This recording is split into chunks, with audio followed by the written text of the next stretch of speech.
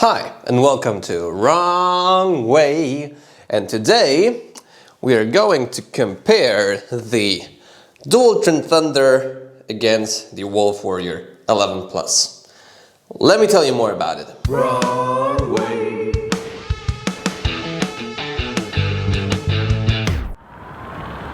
Both of these scooters have been already reviewed on my channel. So this video will be mostly a voiceover talking about the differences between the Wolf and the Dualtron. Both of these scooters have been provided by Zwinne Miasto, so huge thanks for them, and the links are below. So first up, I wanted to talk about acceleration. We have the same conditions for both of these scooters. They have been both charged to 100% and the settings are maxed out. Right away you can see that the Thunder jumps ahead a bit and is around 5-6 kilometers faster at this point. And he remains in the lead. Here you can see the Wolf has around 64 on the clock and the Thunder is 67, so up to 70 kilometers per hour. The Thunder should be a lot quicker, and here you can also see all the stats. And these are the stats for 0 to 50 at 80% on just dry pavement.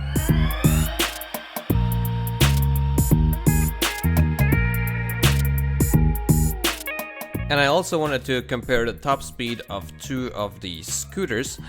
So both of them go around 80 kilometers an hour, but I have to give the edge here to the Wolf Warrior 11 Plus since there was no wind on the day of testing the Wolf Warrior and it rode around 80 kilometers an hour. And with the Thunder I had tailwind in this situation, so it was a little bit of boost. In the other direction I was just going 73 on the Thunder, so top speed should be just a hair higher on the Wolf. I also felt more comfortable and safer on the Wolf whilst testing the top speed.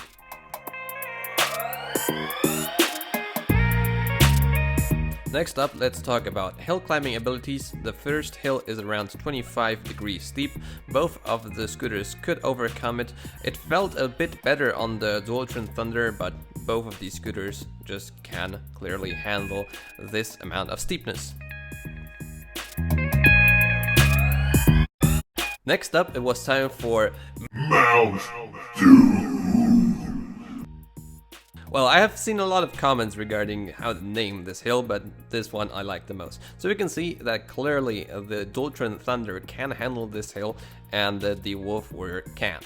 I don't know what might be the reason for it. Maybe it's the weight, maybe it's the way the engines are wound on the Wolf Warrior, or maybe it's the matter of controllers, but clearly the acceleration and hill climbing abilities are better on the Thunder. When it comes to riding these scooters in their standard configurations, the Wolf is a bit softer, feels like has a little bit more travel, should be a bit more comfortable off-road and just for city driving.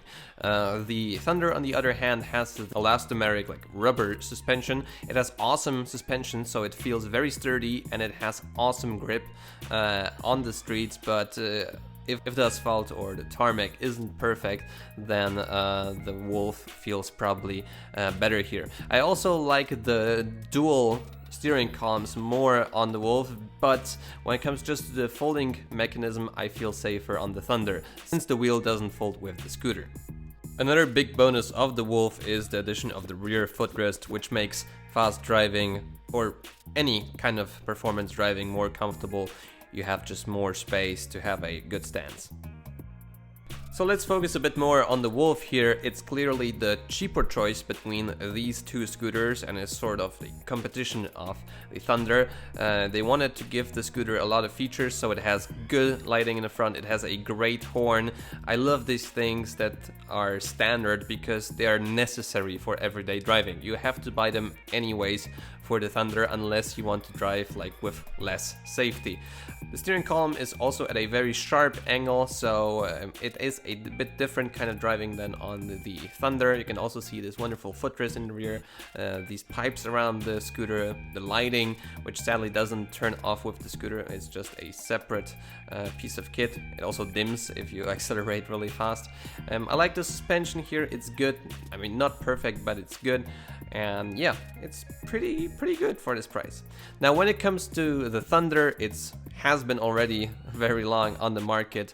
It is a different kind of construction. It's way more portable. It's way lighter. It's around 8 kilograms lighter than the Wolf. So this is a huge difference for the riding style, for the comfort, and of course for portability. The deck is also wider, but it feels a bit shorter. You feel a bit more cramped on the Thunder since there's no rear footrest, and the steering column is also more angled. It has an additional GX20 port for just connecting an external battery. This is not present on the Thunder. When it comes to charging, should be very similar. These are both 60 volt 35 amp hour battery pack with LG units as far as it goes for my knowledge.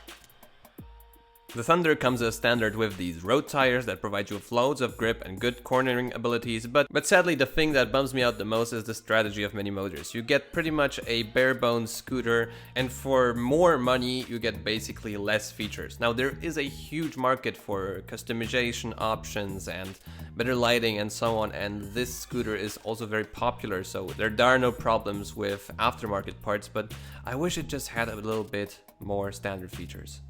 But when it comes just to quality and design, I think I like it more on the Dualtron. Now we can see how the suspension looks like on both of these scooters. The Wolf is definitely better for off-road, but you can also exchange the cartridges and the suspension in the Dualtron Thunder to make it softer or lower to the ground. In the Wolf you can just exchange the rear suspension. Some things I also like more in the Wolf is the piping around the scooter and the addition of a good kickstand, very massive. This is how both of these scooters fold. I definitely like it more on the Thunder. This is how both of these scooters brake. The Thunder has NUTT brakes with 160mm discs, so should be just a tiny bit better than the 140mm discs on the Wolf and the cheaper Zoom brakes. A thing I like less on the Wolf is the less visible rear light and brake light.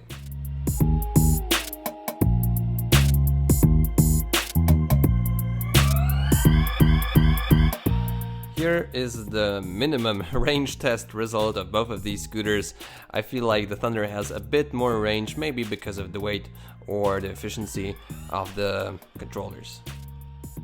Now let's talk a bit more about the Dualtron Thunder, and I gotta say, it looks really awesome. That's a really good thing about it. Like, the quality is also really nice. I like the suspension, I like how it accelerates. It feels quicker than the Wolf Warrior 11 Plus. As mentioned previously, it is a lot lighter, it is a lot more portable, but it is more bare bones when it comes to the features. But these features are pretty cheap to buy afterwards, but again, I wish they were here. The kickstand is actually worse on the Dualtron Thunder, and it's a lot more fragile, and I saw it tipping over a couple of times because of this kickstand. I love the RGB on the sides. There's just a single dual motor button and these emergency lights. There's no eco mode. I really like that the handlebar folds, which makes it even more portable. There's also a small hook on the handlebars here. You can connect the fingerprint reader as well, but this is also available on the Wolf. And you can also connect the key if you want to, but that's the same on the Wolf. And both of these scooters have terrible mud guards. I wish they were just better. Maybe it's a bit better on the Wolf. But anyways, when it comes to just portability, speed, driving in a city, it feels better on the Thunder. I have not ridden the Dualtron Thunder with the softer cartridges, but I heard that they really changed the scooter.